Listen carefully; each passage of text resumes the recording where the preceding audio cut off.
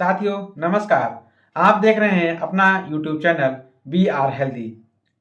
आज हम आपसे बात करेंगे कि इस मौसम में जो खांसी की परेशानियां बनी रहती हैं, जिनकी वजह से फेफड़ों में बहुत अधिक मात्रा में बलगम जमा हो जाता है, तो हम अपने फेफड़ों को कैसे साफ रखें जिससे कि हमें सांस संबंधी परेशानियां ना हों।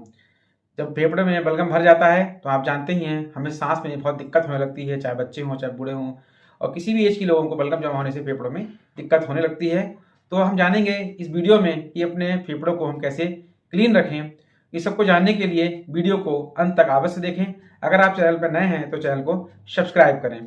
जी हाँ, हम किसी भी शहर में रहते हैं और खासकर उन शहरों में जहाँ पर पॉल्यूशन बहुत ज़्यादा है, तो हम अगर स्मोकिंग नहीं करते हैं, उसके बावजूद भी हमारे फेफड़ों में 20 से 25 सिगरेटें जो हैं हम दिन भर में अनचाहे ही ले लेते हैं, जिसकी वजह से हमारे फेफड़ों को काफ़ी नुकसान पहुंचता है। उसके साथ ही हमारे फेफड़ों में धुआं, फॉरेन पार्टिकल्स और डस्ट के भारी कण भी जमा होने लगते हैं। ये जो पार्टिकल्स जमा होने लगते हैं, इनको और धुएं को रोकने के लिए हमारी बॉडी का मैकेनिज्म जो है वो काम करने लगता है, जिसे हम डिफेंस मैकेनिज्म कहते हैं। मतलब रोग से बचाव के लिए तो वो बलगम जो है सिक्रीट होता है तेजी से, और वो उस सब चीज़ों को एक जगह पर इकट्ठा करने के लिए बलगम जो है काम करता है। लेकिन अगर ये लगातार प्रोसेस चलता रहता है तो हमारे फेफड़ों में बहुत सारा बलगम इकट्ठा हो जाता है, जिसकी वजह से हमें बहुत खांसी होने लगती है, बलगम वाली खांसी हो जाती है, बार बार इरिटेशन होने लगता है, और उसके साथ ही हमारे फेफड़ों की वजह से हमें सांस लेने में बहुत तकलीफ महसूस होती है। तो आइए जानते हैं कि कैसे इन सब परेशानियों से हम निजात पा सकते हैं। हमारे फेफड़े जो होते हैं, जैसे किसी गाड़ी में फिल्टर होता है, कार में फिल्टर लगा होता है, उसी की तरह काम करता है। उसमें बार बार अगर डस्ट भरती रहती है तो वो बंद हो जाते हैं, चोक हो जाते हैं, क्योंकि उसमें छोटे छोटे छेद होते हैं जो कि बंद हो जाते हैं। इसी तरह से बलगम बहुत ज़्यादा मात्रा में इकट्ठा होता रहता है, या बहुत सारी चीज़ें पार्टिकल्स उसमें पहुँचते रहते हैं तो वो चोक हो जाते हैं। तो हम जानते हैं कि इसको कैसे क्लीन करना है। पहले तो हम कुछ चीज़ों में बदलाव करके इसको चेंज कर सकते हैं। नंबर 1, अगर हम स्मोकिंग करते हैं तो उसको बिल्कुल छोड़ दें। स्मोकिंग की वजह से बहुत सारे नुकसान तो होते ही हैं, इसके साथ ही हमारे सांस की नलियों को भी पतला सिकोड़ देता है, जिसकी वजह से बलगम निकल नहीं पाता और हमें खांसी जैसी परेशानियां, उसके साथ ही सीओपीडी जैसी गंभीर बीमारियां होने लगती हैं। नंबर 2 है, हमें अधिक मात्रा में या फिर एडिक्वेट अमाउंट जितनी हमें ज़रूरत है उसके हिसाब से 7 से 8 गिलास तक दिन भर में पानी पीना चाहिए। आपको बहुत आसान लगेगी ये ट्रिक, लेकिन इसकी वजह से अगर हम पानी की मात्रा कम लेते हैं तो बलगम गाढ़ा होता रहता है, उससे निकलने में काफ़ी दिक्कत होती है। अगर हम सही मात्रा में पानी पीते हैं तो हमारा बलगम आसानी से निकलता रहेगा। तीसरा है, हमें रेगुलर एक्सरसाइज करना चाहिए। हमें रेगुलर एक्सरसाइज करने से हमारी सांस का आगमन ठीक रहता है, लंग कैपेसिटी भी बढ़ती है और फ्रेश एयर अधिक मात्रा में जाती रहती है। नंबर 4, कुछ डीप ब्रीदिंग एक्सरसाइज होती हैं जिन्हें हमें करते रहना चाहिए, जिससे हमारी लंग्स की कैपेसिटी अच्छी रहती है और लंग्स क्लीन रहते हैं। इसी के सबके साथ भी हम एक नुस्खा भी बताते हैं, जिसको अपनाने से हम अपने फेफड़ों को काफ़ी हद तक क्लीन कर सकते हैं, और जिसके लिए यह वीडियो हमने बनाया है, जो क्या काफ़ी फायदेमंद होगा इन एक्सरसाइज के साथ में। तो सबसे पहले जानते हैं कि हमें इनके लिए कौन कौन से इंग्रेडिएंट चाहिए। हमें इसके लिए हल्दी, दालचीनी, अदरक, नींबू और काली मिर्च का पाउडर ये हमें चाहिए होगा। इन सबको लेकर हम एक नुस्खा तैयार करेंगे। जैसे कि आप सब जानते ही हैं, अदरक जो है में बहुत अधिक मात्रा में एंटीऑक्सीडेंट पाए जाते हैं और बहुत ही अच्छी एंटी इन्फ्लेमेटरी होती है, तो ये हमारे फेफड़ों की सूजन को भी कम करती है।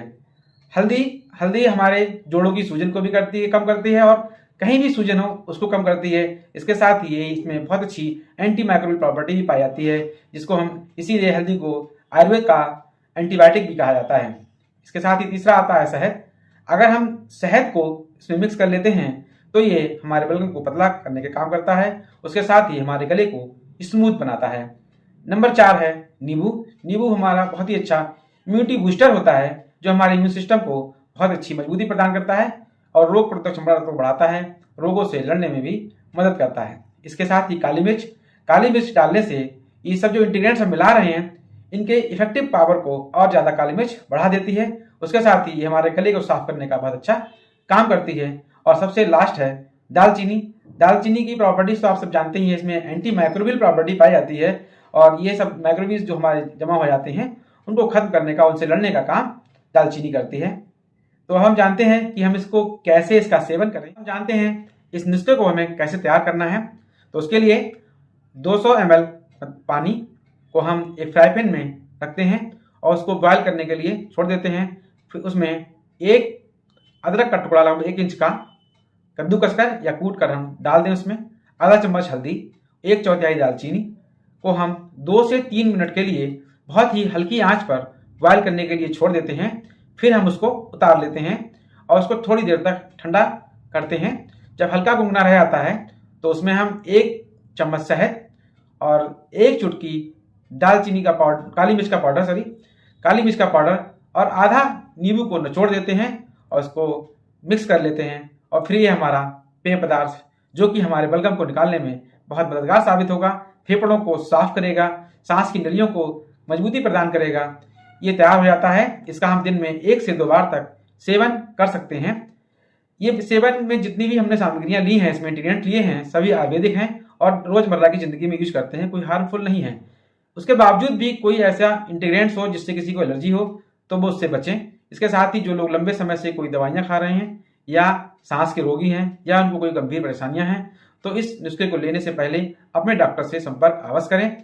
हाँ, अगर आपकी परेशानी बहुत गंभीर है, लंबी है, काफी समय से आप इन सब चीजों का सेवन करके थक चुके हैं तो आप अच्छे डॉक्टर से संपर्क अवश्य करें।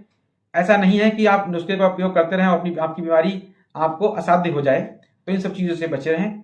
धन्यवाद। इस तरह की जानकारी लेने के लिए हमसे जुड़े रहें।